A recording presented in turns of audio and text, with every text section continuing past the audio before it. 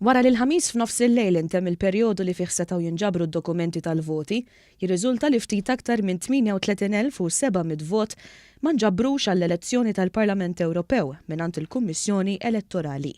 Il-kap tal-Uffiċċju Elettorali tal-Partit Laburista Lewis Gatt qal ma' One News li dan l-ammont jirrappreżenta 10.4% tal-votanti eliġibbli.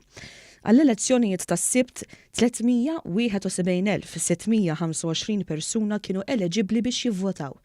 Informazzjoni li kiseb One News turi li f'Malta l-aktar post fejn ma nġabrux voti kien f'San Pawl il-Baħar, fejn aktar minn 5,000 votant ma ġabrux il-vot tagħhom. Segwiet il-lokalità ta' San Ġiljan fejn b'kollox ma nġabrux ftit aktar minn 1,800 vot jew 25% tal-voti.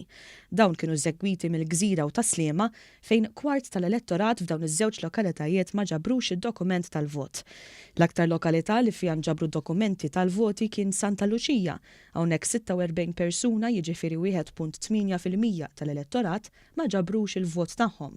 F'Għawdex l-aktar post b'voti mhux miġbura huwa Żebbuġ b'580 vot li ma nġabrux. L-aktar post li fih nġabru voti kien il-Fontana fejn 45 vot, jiġifieri 5.5% tal-voti ma nġabrux.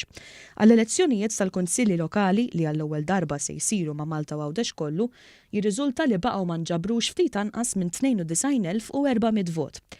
Intant fi stqarrija l-Kummissjoni Elettorali avżat li għada s-Sibt se tingħata l-faċilità lil votanti li jkunu se jsifru biex jaqbżu l-kju. Qalet li dawn il-persuni għandhom jieħdu magħhom prova dokumentata tas-safar u juruha lill-Pulizija nkarigat fiċ-ċentru tal-votazzjoni.